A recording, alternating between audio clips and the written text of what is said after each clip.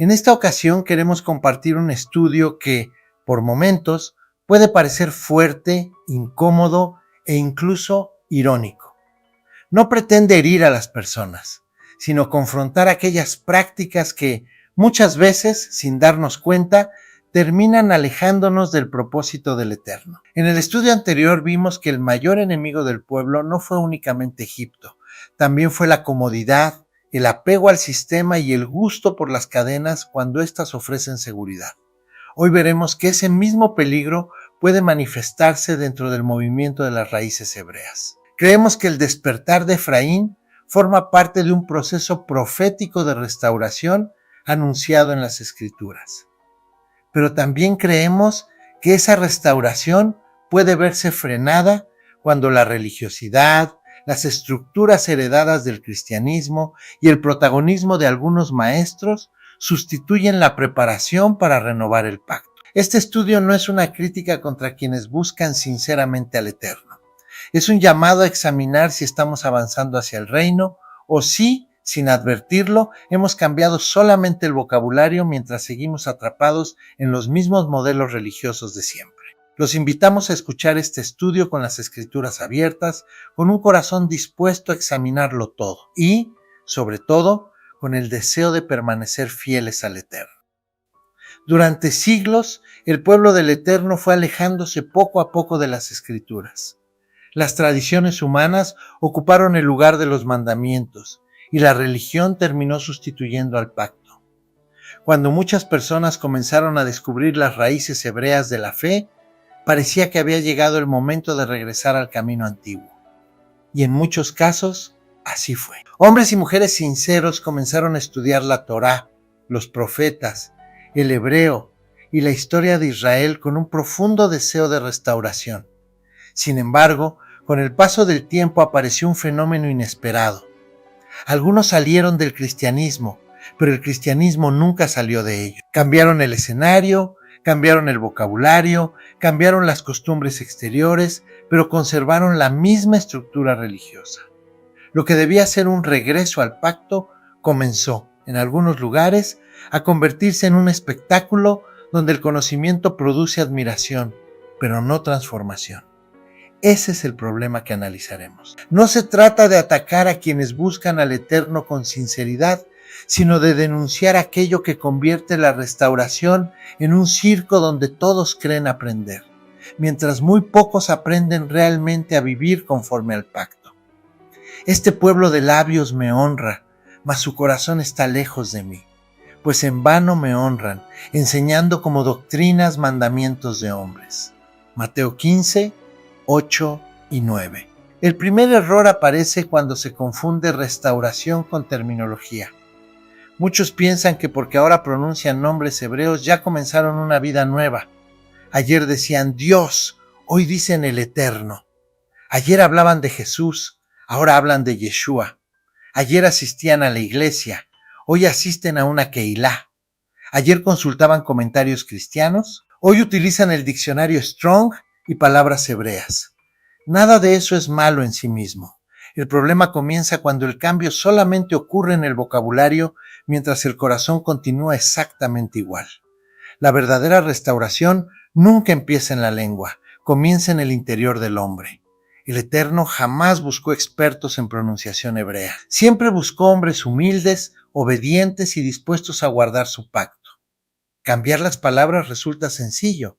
Cambiar el carácter requiere toda una vida de obediencia. Circuncidad, pues, el prepucio de vuestro corazón, y no endurezcáis más vuestra cerviz. Deuteronomio 10, 16. Después aparece un fenómeno todavía más curioso. Muchos abandonan el sistema pastoral, pero conservan intacta la mentalidad del pastor. Ya no desean ser llamados con títulos tradicionales. Ahora prefieren nombres hebreos como Moré o Roé. Sin embargo, detrás de esos títulos continúa existiendo el mismo deseo de dirigir cada aspecto de la vida de los creyentes. Organizan matrimonios, opinan sobre decisiones familiares, intervienen en asuntos personales y, poco a poco, construyen una dependencia semejante a la que criticaban cuando estaban dentro del sistema religioso que abandonaron. El idioma cambió, pero el modelo permaneció intacto. La autoridad sigue descansando sobre una persona, cuando las Escrituras enseñan que el verdadero maestro forma creyentes maduros, capaces de caminar delante del Eterno sin depender continuamente de otro hombre. No como teniendo señorío sobre los que están a vuestro cuidado, sino siendo ejemplos de la grey. Primera de Pedro 5:3.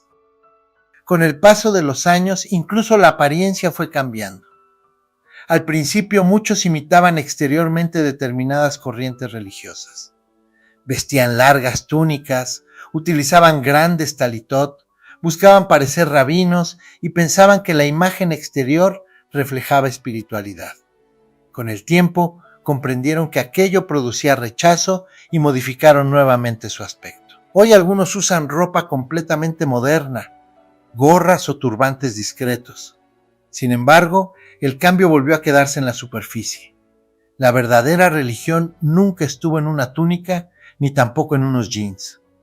Nunca estuvo en una barba larga ni en una gorra moderna.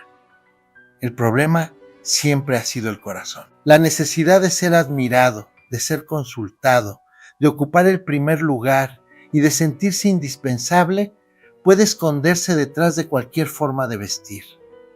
El disfraz cambia, el orgullo permanece. El hombre mira lo que está delante de sus ojos, pero el Eterno mira el corazón. 1 Samuel 16:7. Como consecuencia de todo ello, comienza a formarse un nuevo tipo de creyente. Es una persona que acumula información sin experimentar transformación.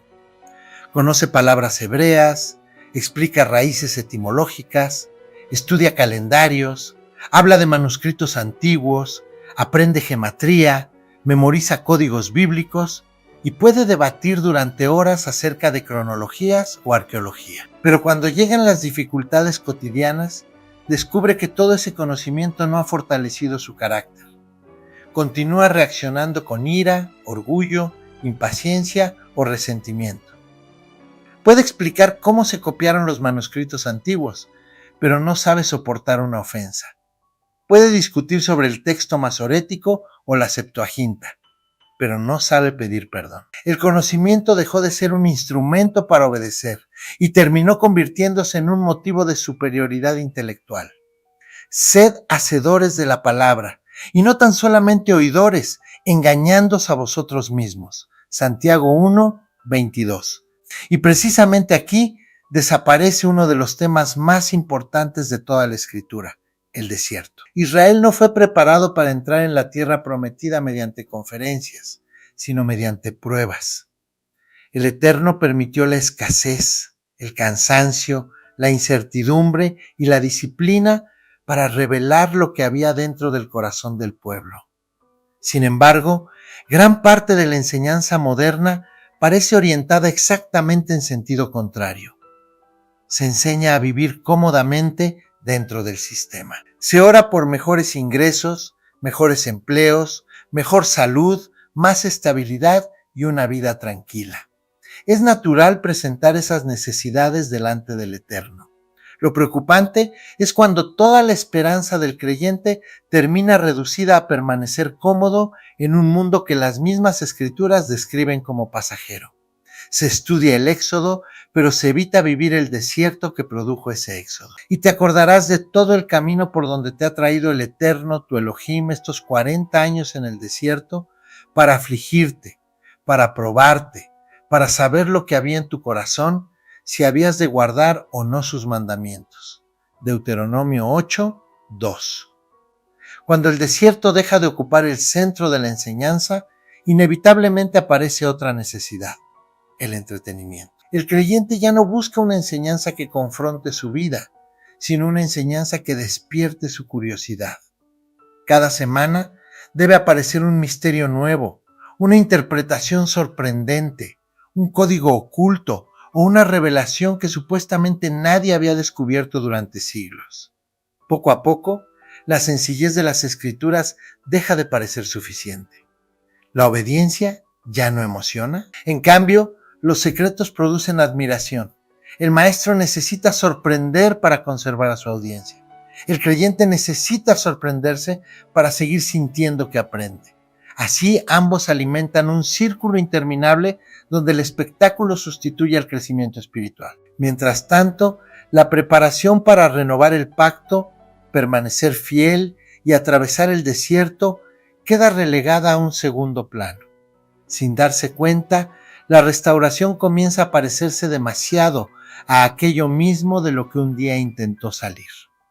Porque vendrá tiempo cuando no soportarán la sana enseñanza, sino que, teniendo comezón de oír, se amontonarán maestros conforme a sus propios deseos y apartarán de la verdad el oído y se volverán a las fábulas. Segunda de Timoteo 4, 3 y 4. Y cuando el espectáculo se instala como la forma habitual de enseñar, el objetivo deja de ser formar discípulos y pasa a ser conservar una audiencia. El maestro ya no prepara personas para que un día caminen solas delante del Eterno. Necesita que regresen cada semana para escuchar una nueva revelación. Si los creyentes alcanzaran madurez, ya no dependerían constantemente de él. Por eso, muchas veces, sin darse cuenta, algunos terminan construyendo una relación de dependencia. Siempre falta otro estudio, otra serie, otro seminario, otro viaje, otra explicación. El creyente permanece durante años sentado aprendiendo, pero rara vez llega el momento en que alguien le dice: ahora camina tú delante del Eterno. El verdadero maestro se alegra cuando el discípulo crece. El falso maestro teme quedarse sin discípulos.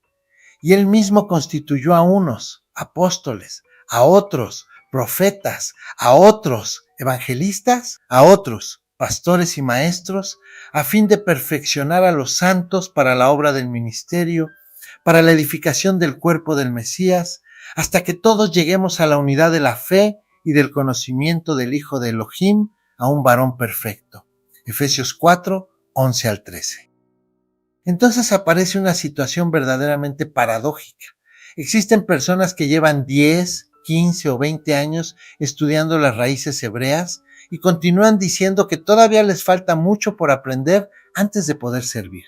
Siempre aparece un maestro que promete revelar aquello que nadie descubrió. Siempre existe un nuevo libro imprescindible, un nuevo manuscrito, una nueva cronología o una nueva teoría. La mente nunca descansa porque siempre falta una pieza más. Sin embargo, las Escrituras presentan ese fenómeno como un peligro.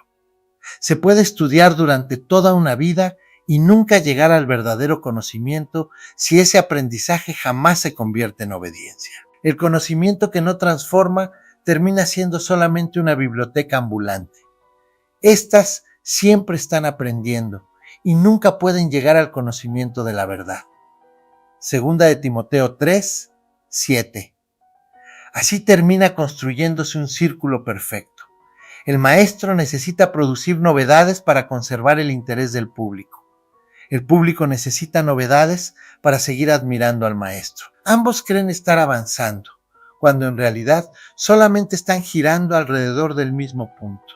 Es exactamente el mecanismo que durante siglos sostuvo a muchos sistemas religiosos. Solamente cambiaron los nombres y el vocabulario. Antes se esperaba la predicación del domingo. Ahora se espera el misterio de la semana. Antes se seguía al pastor. Ahora se sigue al maestro restaurado. Antes se discutían doctrinas tradicionales. Ahora se discuten códigos hebreos. El escenario cambió, pero la dependencia continúa exactamente igual. Profesan conocer a Elohim, pero con los hechos lo niegan, siendo abominables y rebeldes, reprobados para toda buena obra. Tito 1, 16. Y mientras ese círculo continúa girando, el creyente comienza a desarrollar una fascinación por aquello que parece extraordinario. Todo debe ser profundo, oculto, misterioso y difícil de comprender. Si una enseñanza resulta sencilla, inmediatamente pierde valor. Se buscan códigos numéricos, patrones, secretos, mensajes escondidos, interpretaciones cósmicas, teorías sobre constelaciones, cálculos complejos y explicaciones sobre fenómenos que ni siquiera la ciencia moderna afirma comprender completamente. Parecería que cuanto más difícil resulte una explicación, más espiritual parece. Pero las escrituras nunca enseñaron que la madurez consistiera en descubrir secretos inaccesibles. Enseñaron algo mucho más difícil: aprender a vivir haciendo justicia, practicando misericordia y caminando humildemente delante del Eterno. Esa enseñanza produce menos aplausos, pero transforma mucho más profundamente la vida. Él te ha declarado lo que es bueno. ¿Y qué pide el Eterno de ti? Solamente hacer justicia, amar misericordia y humillarte andando con tu Elohim. Miqueas 6, 8. Por eso vale la pena detenerse un momento y hacerse una pregunta incómoda. Si Yeshua entrara hoy en muchas reuniones donde se enseña sobre las raíces hebreas, ¿qué encontraría? ¿Un pueblo preparándose para el reino o un auditorio fascinado con información? ¿Encontraría hombres y mujeres aprendiendo a soportar el sufrimiento, a vencer el orgullo y a renovar el pacto? ¿O personas esperando el siguiente descubrimiento extraordinario? Porque el reino nunca fue un concurso de conocimientos. El reino exige transformación, exige abandonar el pecado, aprender obediencia y permanecer fiel hasta el final. La curiosidad puede llenar la mente durante unas horas. Solamente la obediencia puede sostener una vida entera.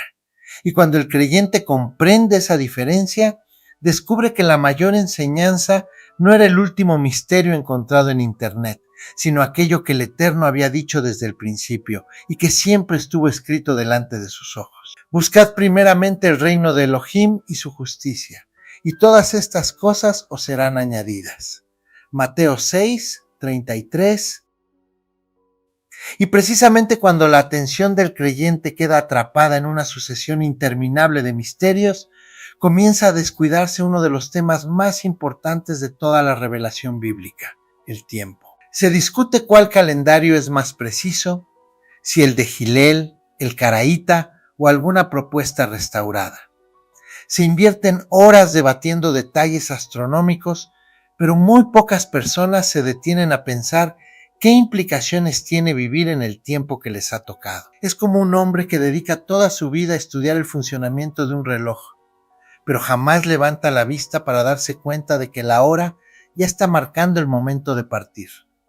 El calendario no fue dado para ganar debates, fue dado para entender los tiempos y vivir conforme a ellos.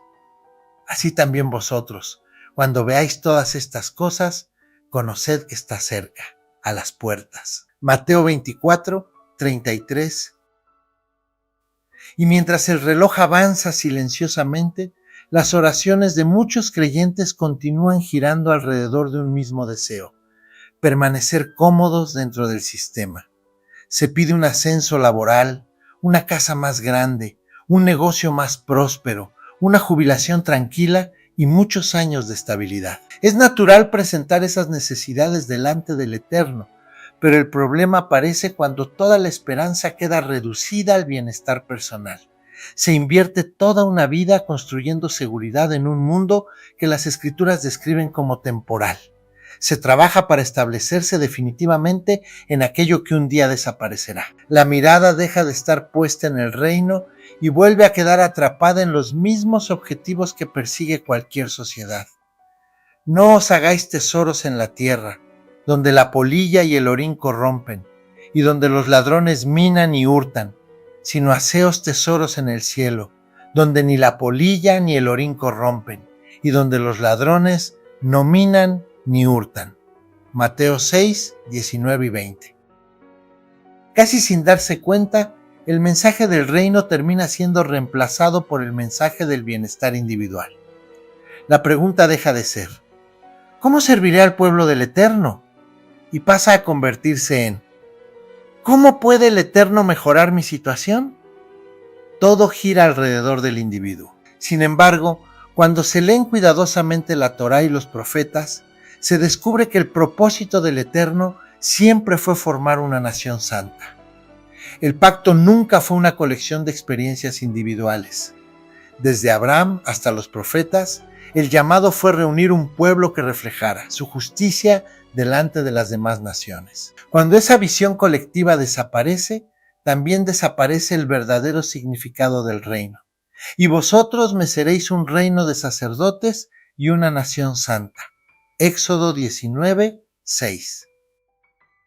Por esa razón, muchas promesas terminan siendo interpretadas únicamente desde una perspectiva personal. El creyente lee textos dirigidos a Israel y los aplica exclusivamente a su propia vida, olvidando que el Eterno habla constantemente de un pueblo, de una comunidad y de una nación. La niña de sus ojos no es un individuo aislado que vive desconectado de los demás. El Eterno siempre ha tratado con un pueblo llamado a caminar unido bajo un mismo pacto. Cuando esa realidad se olvida, cada persona comienza a construir una religión centrada en sí misma. Ya no piensa en restaurar al pueblo, solamente busca su propia bendición. Porque el que os toca, toca a la niña de su ojo. Zacarías 2, 8.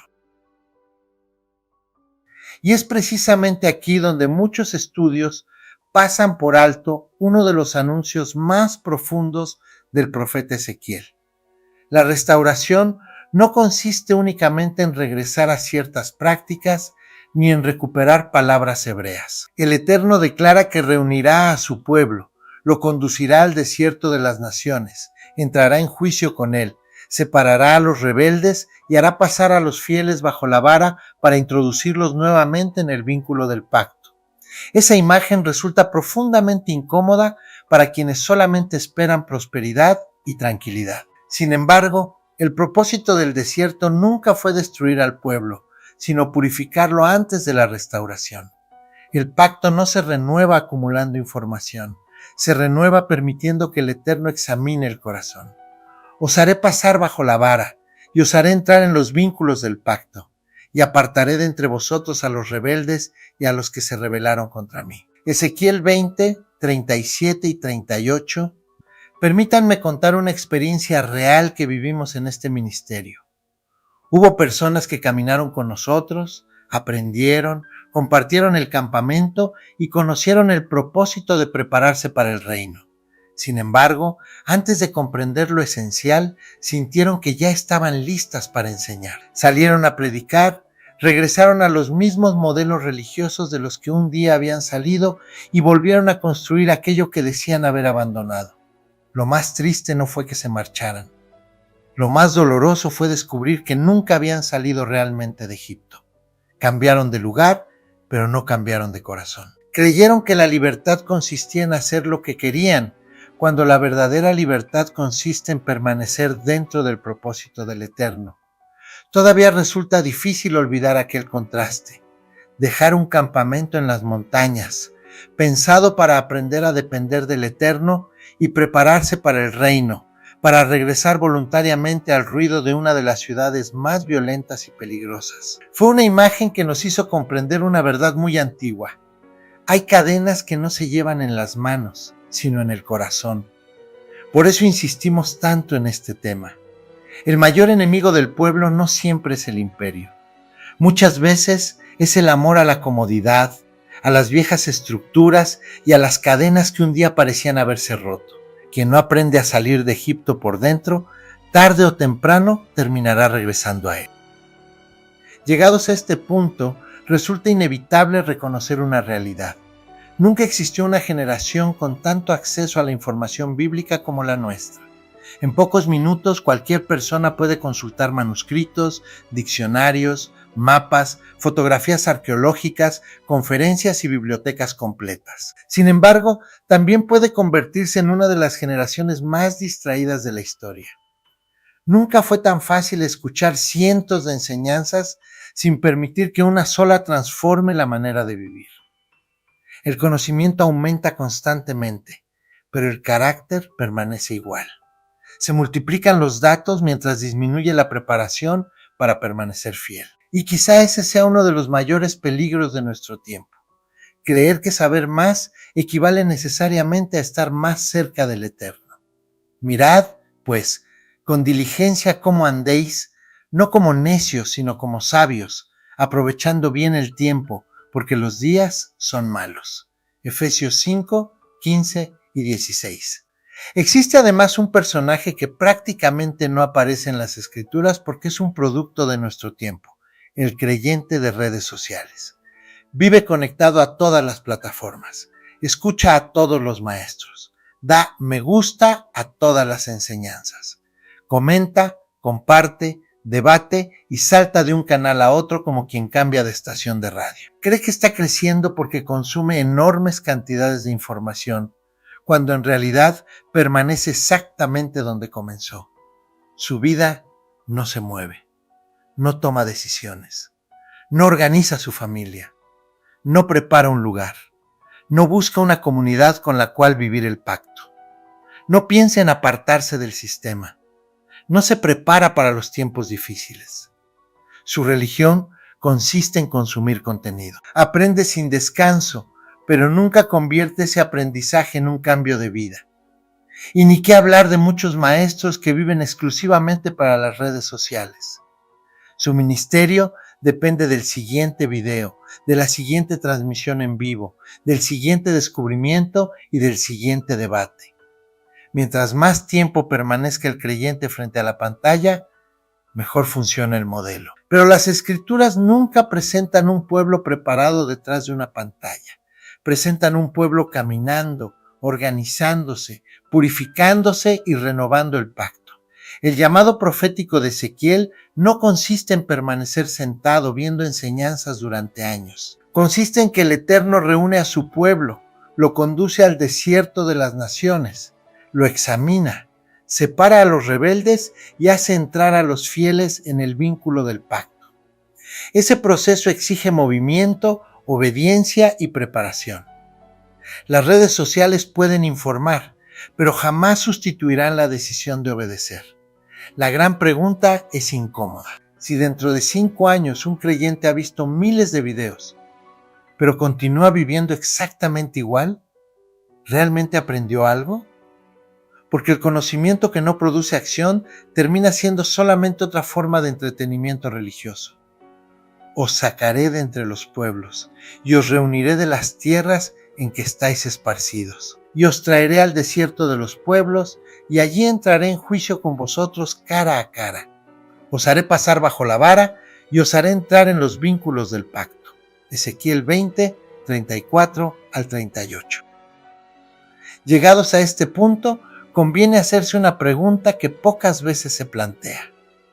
¿Para qué quiere el Eterno que su pueblo haga teshuvá? Durante siglos, muchos entendieron el arrepentimiento únicamente como sentir remordimiento por los pecados cometidos. Sin embargo, la teshuvá significa mucho más que eso. Significa regresar al pacto, regresar al propósito original, regresar al gobierno del Eterno. Desde el principio, el propósito nunca fue fundar una religión más entre las naciones. Tampoco fue formar personas aisladas que buscaran únicamente su propia salvación. El propósito fue preparar un pueblo capaz de vivir bajo la justicia del Eterno para que, cuando llegue el tiempo señalado, ese pueblo pueda formar parte del reino que el Mesías establecerá sobre la tierra. Por eso la Torá no fue entregada simplemente para producir conocimiento. Fue entregada para enseñar cómo funciona una sociedad gobernada por la justicia, la equidad y la misericordia. Cada mandamiento tiene una aplicación práctica. Enseña cómo administrar justicia, cómo proteger al débil, cómo limitar el poder, cómo tratar al extranjero, cómo resolver conflictos, cómo administrar la tierra y cómo vivir como una nación diferente a todas las demás. El Eterno nunca estuvo formando religiosos, estuvo formando ciudadanos para su reino. Cuando se pierde esa visión, toda la enseñanza se reduce a una actividad intelectual. Entonces el creyente estudia hebreo, historia, arqueología, calendarios y profecías, pero olvida la pregunta más importante. ¿Me estoy preparando para formar parte del gobierno del reino? Porque el reino no se improvisa. Un juez necesita aprender justicia antes de juzgar. Un gobernante necesita aprender misericordia antes de gobernar. Un ciudadano del reino necesita aprender obediencia antes de recibir autoridad. Quizá por eso muchas enseñanzas modernas producen personas muy informadas, pero muy poco preparadas para vivir en comunidad, para servir al prójimo o para someter su voluntad al pacto. El conocimiento aumenta, pero el propósito desaparece. Y cuando desaparece el propósito, la Torá termina siendo estudiada como una curiosidad histórica y no como la constitución del reino venidero. Vosotros me seréis un reino de sacerdotes y una nación santa. Éxodo 19, 6. Tal vez por esa razón el comercio religioso nunca desapareció, simplemente aprendió a cambiar de apariencia. Durante siglos adoptó distintas formas y hoy vuelve a presentarse con un lenguaje restaurado. Se organizan congresos, recorridos, seminarios, membresías, plataformas de pago, suscripciones, campañas permanentes de donaciones y toda clase de mecanismos para mantener funcionando una estructura que necesita ingresos constantes. La tecnología cambió, pero el modelo continúa siendo sorprendentemente parecido. Mientras exista la necesidad de mantener cautiva una audiencia, siempre existirá la tentación de ofrecer algo nuevo cada semana. El creyente termina financiando una maquinaria que necesita producir contenido constantemente para justificar su propia existencia. El peligro no está en recibir ayuda para sostener una obra. El peligro aparece cuando la obra depende de que el espectáculo nunca termine. Y por avaricia harán mercadería de vosotros con palabras fingidas. Sobre los tales ya de largo tiempo la condenación no se tarda, y su perdición no se duerme. Segunda de Pedro 2, 3. En ese ambiente también aparece otro problema silencioso. Poco a poco el creyente deja de seguir las escrituras y comienza a seguir personas. Cada maestro tiene su grupo. Cada grupo defiende a su maestro. Cada interpretación termina convirtiéndose en una bandera. Entonces la lealtad ya no se mide por el amor a la verdad, sino por la fidelidad al líder. Si el maestro cambia de opinión, muchos cambian con él. Si el maestro ataca a otro, sus seguidores también atacan. El pensamiento crítico desaparece y la dependencia vuelve a instalarse. Sin darse cuenta, muchos abandonaron una denominación para ingresar en otra con un nombre diferente. El verdadero maestro nunca desea formar admiradores. Procura que cada creyente aprenda a examinar todas las cosas delante del Eterno. Examinadlo todo, retened lo bueno. Primera de Tesalonicenses 5, 21. Y es precisamente en medio de esa confusión donde las palabras de Yeshua adquieren una enorme importancia. Él advirtió que los tiempos finales estarían marcados por grandes engaños capaces de confundir incluso a quienes desean servir al Eterno. Esa advertencia obliga al creyente a examinar cuidadosamente todo aquello que pretende presentarse como cumplimiento definitivo de las promesas proféticas. Ninguna emoción colectiva, ningún movimiento religioso ni ningún entusiasmo político debe sustituir el estudio responsable de las Escrituras. La esperanza del pueblo no descansa en la capacidad de los hombres para construir el reino, sino en el cumplimiento de las promesas del Eterno mediante su Mesías. Por eso el discernimiento nunca debe ser reemplazado por el entusiasmo, porque se levantarán falsos mesías y falsos profetas, y harán grandes señales y prodigios, de tal manera que engañarán, si fuere posible, aun a los escogidos. Mateo 24, 24. Si observamos la historia bíblica, descubrimos que el Eterno jamás preparó a su pueblo para acomodarse al sistema de su tiempo. Preparó a Noé antes del diluvio. Preparó a Abraham para abandonar su tierra. Preparó a José para sobrevivir al hambre. Preparó a Moisés en el desierto antes de conducir a Israel. Preparó a David durante años de persecución antes de ocupar el trono. Preparó a los discípulos para enfrentar rechazo y tribulación. Nunca los preparó para vivir instalados en la comodidad. La preparación siempre antecede a la misión. Por eso la enseñanza que evita el sacrificio y solamente promete bienestar termina alejando al creyente del modelo que las Escrituras presentan desde el principio hasta el final. Con vuestra paciencia ganaréis vuestras almas. Lucas 21, 19. Después de recorrer todo este camino, el llamado del Eterno continúa siendo exactamente el mismo que hizo en el monte Sinaí. No consiste en formar expertos en debates, cronologías o idiomas antiguos. Consiste en reunir un pueblo dispuesto a escuchar su voz y guardar su pacto. Esa fue la invitación dirigida a Israel y continúa siendo el fundamento de toda verdadera restauración. El conocimiento solamente tiene sentido cuando conduce a una vida de fidelidad. Todo aquello que no produce obediencia termina convirtiéndose en una distracción, por interesante que parezca. El Eterno nunca pidió un pueblo brillante, pidió un pueblo fiel. Ahora, pues, si diereis oído a mi voz y guardareis mi pacto, vosotros seréis mi especial tesoro sobre todos los pueblos, porque mía es toda la tierra. Éxodo 19:5. Entonces la pregunta ya no debe dirigirse únicamente a los maestros, a las organizaciones o a los movimientos religiosos. La pregunta debe dirigirse al propio corazón. ¿Estoy acumulando información o me estoy preparando para permanecer fiel? ¿Estoy siguiendo hombres o estoy siguiendo las Escrituras? ¿Estoy esperando que alguien me sorprenda cada semana o estoy permitiendo que el Eterno transforme mi carácter? Llegará un día en que no tendrá importancia cuántos libros leímos, cuántos códigos desciframos o cuántos debates ganamos. Lo único verdaderamente importante será haber permanecido firmes en el pacto cuando llegó el momento de poner la fe en práctica. No todo el que me dice, Señor, Señor, entrará en el reino de los cielos, sino el que hace la voluntad de mi Padre que está en los cielos. Mateo 7:21. Y así regresamos al punto donde comenzamos. Las raíces hebreas nacieron, para muchos, como un sincero deseo de volver a las Escrituras. Sin embargo, toda restauración corre el peligro de convertirse nuevamente en religión cuando el conocimiento sustituye a la obediencia, cuando los maestros sustituyen al pacto y cuando el espectáculo sustituye a la preparación.